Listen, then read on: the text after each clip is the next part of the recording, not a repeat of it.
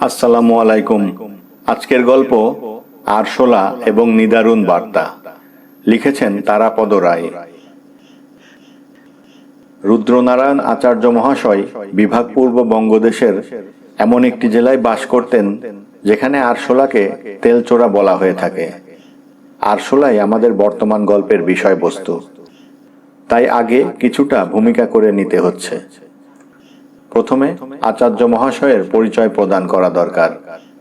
দেশে আচার্য মহাশয়ের বিরাট নারকেল এবং সুপারির বাগান ছিল। নারিকেল এবং সুপারি বাগানের সুবিধা এই যে এই সকল ফল বছর বছর চাষ করতে হয় না, কোনো পরিশ্রম নাই। লবণাক্ত মাটির আর্দ্র সৌজন্যে অপর্যাপ্ত ফলন হয় এবং সঠিক সময়ে শুকিয়ে মাটিতে পড়ে। কোনো এক পরিশ্রমী পূর্বপুরুষের কল্যাণে বছর বছর পায়ের উপর পা তুলে বংশধরদের চলে যায়। যা কিছু পরিশ্রম বা অর্থ ব্যয় এই ফসলগুলি পেড়ে নামানোর জন্যে। আচার্য মহাশয় খুবই বুদ্ধিমান ব্যক্তি। এই নামাবার জন্যেও তিনি কোনরূপ পরিশ্রম বা লোক নিয়োগ করতেন না।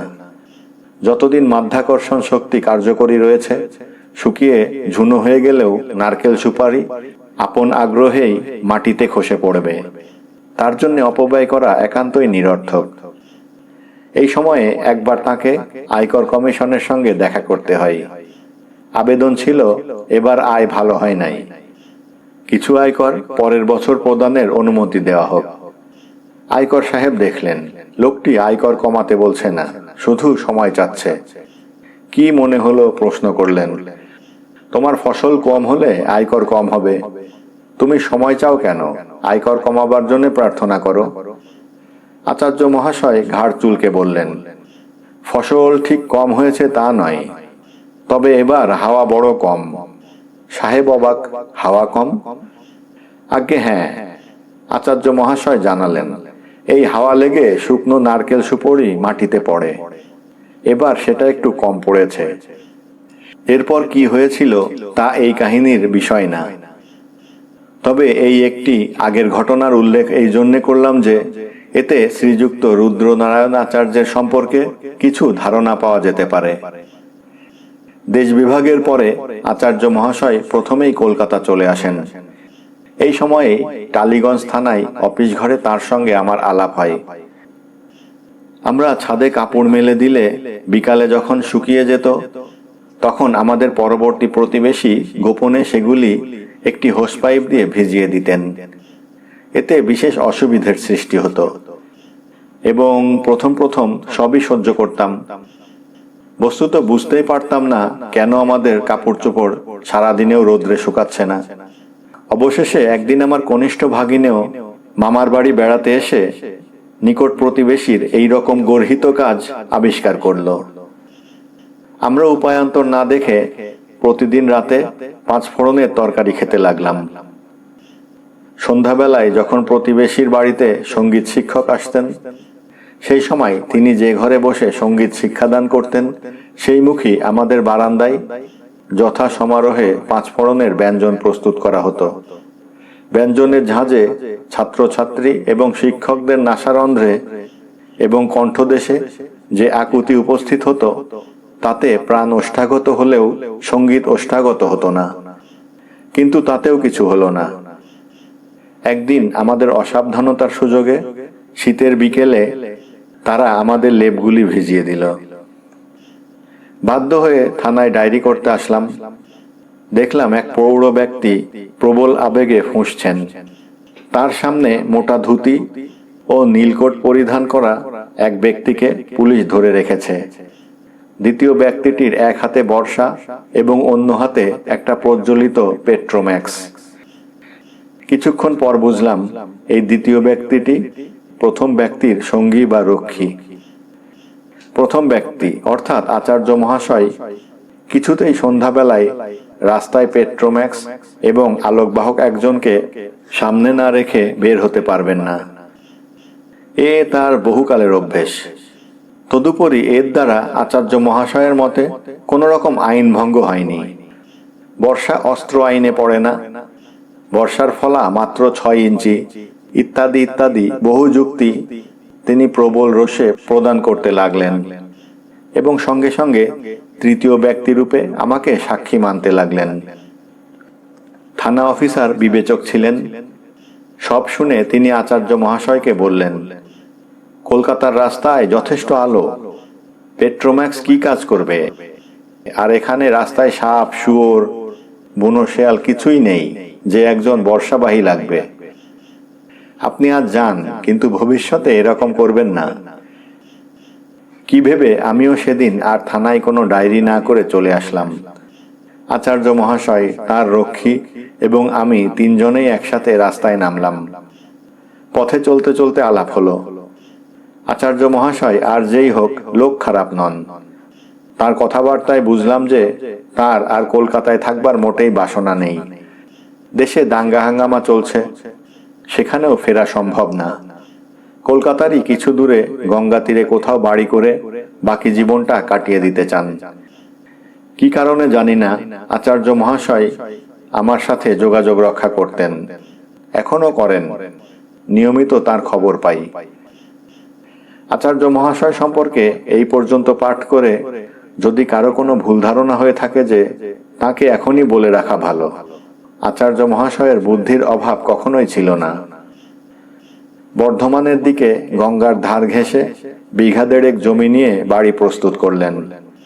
বাড়ির পিছনে গঙ্গা সংলগ্ন নিচু জমিতে প্রথমে কচুর চাষ করলেন। প্রচুর কচু ফলল, কিন্তু একটি কচুও বিক্রয় না করে না খেয়ে সেইখানে 50টি শূকর কিনে পুষতে লাগলেন। শূকরের অত্যাচারে এবং নোংরায় বাড়ির এবং পাড়ার লোক অস্থির হয়ে উঠল। কিছুদিনের মধ্যেই তিনি শূকরের দুগ্ধের কারবার শুরু করলেন। প্রচারপত্রে লম্বা প্রবন্ধ লিখে দেখালেন যে শূকরের দুধ যে কোনো দুধ থেকে বেশি উপকারী। কিন্তু একাধিক কারণে এই ব্যবসা চলল না। প্রথমত, বহু বিজ্ঞাপন দিয়েও শূকরী দুহিবার যোগ্য ব্যক্তি পাওয়া গেল না। অবশ্য আচার্য মহাশয় শেষ দিকে নিজেই দুহিতে লাগলেন, কিন্তু ক্রেতার বড় অভাব হলো। বিশেষ কেউ শূকরের দুগ্ধপানে উৎসাহী হলো না। ফলে কচুক্ষেত এবং শূকরপাল অন্তর্হিত হলো।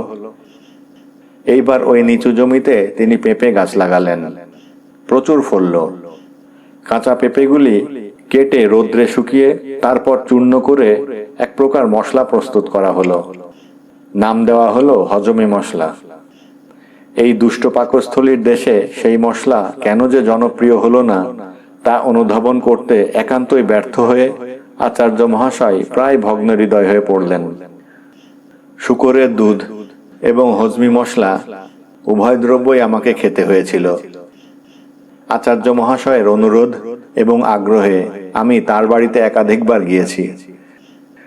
সম্প্রতি এক পত্র পেয়ে জানতে পারি যে তিনি এখন একটি বিশেষ গবেষণায় ব্যস্ত আছেন। পত্রের পরে পরেই কয়েকটি এক্সপ্রেস চিঠি এবং 2টি তার বার্তা পেলাম। আমাকে চলে আসার জন্য বিশেষ অনুরোধ। বিগত কয়েকবারের অভিজ্ঞতা ভালো না, তবু অনেক ভেবেচিন্তে যাওয়াই স্থির করলাম। আচার্য মহাশয়ের বাড়ির সদরে তার ভাইয়ের মেয়ে করতোয়ার সাথে সাক্ষাৎ হলো। আচার্য মহাশয় চিরকুমার। এই বৃদ্ধ বয়সে এই ভ্রাতৃকন্যাটি তার একমাত্র সঙ্গিনী। আমাকে দেখে করতোয়া স্মিত হাস্য করল। আপনি তাহলে এসে গেলেন? সে আমাকে কয়েকবারই দেখেছে। তার জ্যাঠামশায়ের এই অনুগ্রাহকটিকে বিশেষ মমতার সঙ্গে দেখে। আমি প্রশ্ন করলাম, এবার কি? মৃদু হেসে করতোয়া জবাব দিল, আরশোলা। ইতিপূর্বে শূকর দুগ্ধ এবং হজমি মশলা খেয়ে গিয়েছি। আরশোলা শুনে হৃদকম্প উপস্থিত হলো। ভাবলাম তখনই ফিরে যাই। করতোয়া বোধহয় আমার মনোভাব বুঝতে পারল। বলল, ভয় নেই, আসুন, আরশোলা খেতে হবে না। বাড়ির মধ্যে প্রবেশ করতে যাব এমন সময় আকস্মিক গুলির শব্দে চমকে উঠলাম। তাকিয়ে দেখি একতলার চিলেকোঠার ছাদে পূর্ব দক্ষিণ দিকে মুখ করে আচার্য মহাশয় বন্দুকের আওয়াজ করছেন। কি লক্ষ্য করে করছেন কিছুই বুঝতে পারলাম না। করতোয়াকে আবার প্রশ্ন করতে হলো। করতোয়া বলল, জ্যাঠামশাই নিদারুণ বার্তার সম্পাদক নিবারণ সামন্তের বাড়ির দিকে ফাঁকা আওয়াজ করছেন। নিদারুণ বার্তায় ওর একটা থিসিসের যাচ্ছে তাই সমালোচনা করা হয়েছে। সে যাই হোক, ভয়ের কিছু নেই। একটু পরেই আচার্য মহাশয় নেমে আসলেন, ভীষণ উত্তেজিত।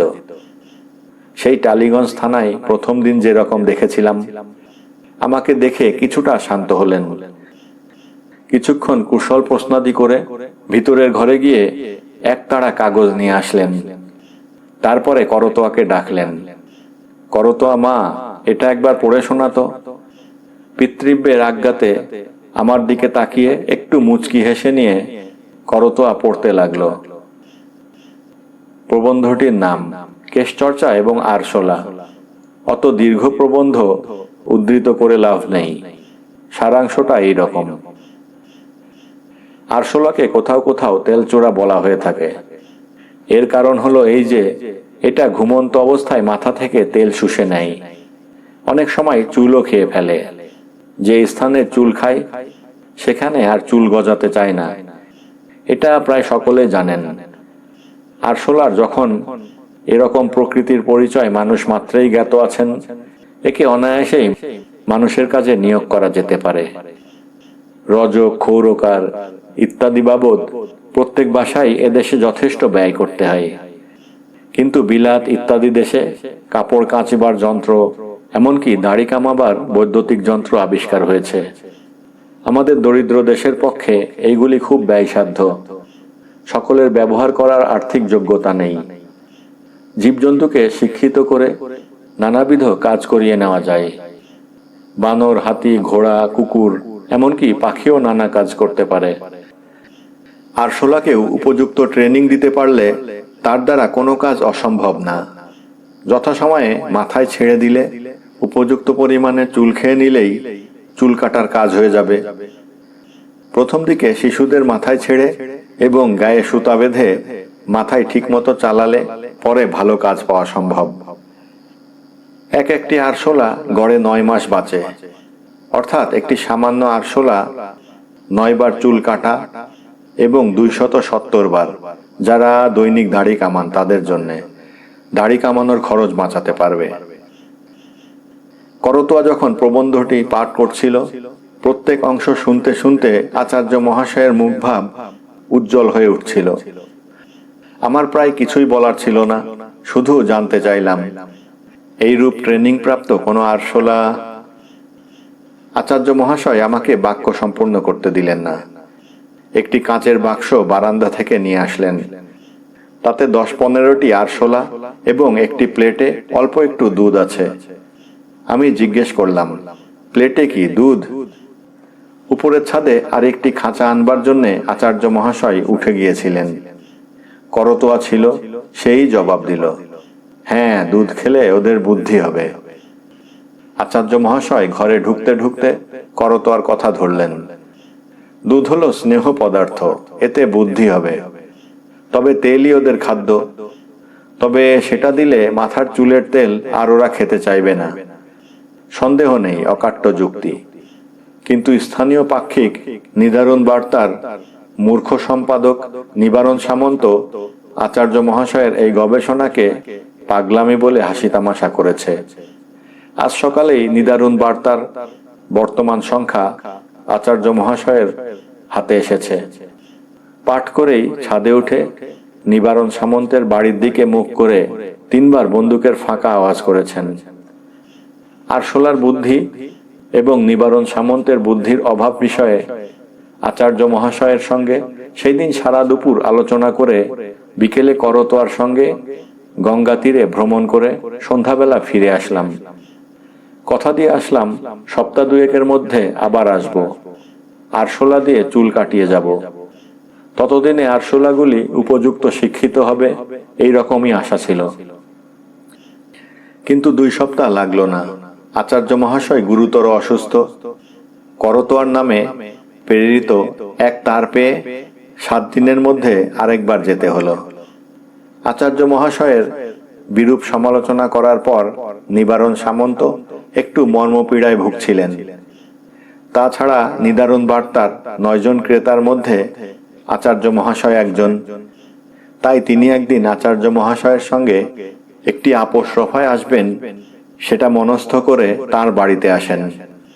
সামন্ত মহাশয় বুদ্ধিমান ব্যক্তির মতো এবার আরশোলা বিষয়ে যথেষ্ট উৎসাহ প্রদর্শন করতে থাকেন।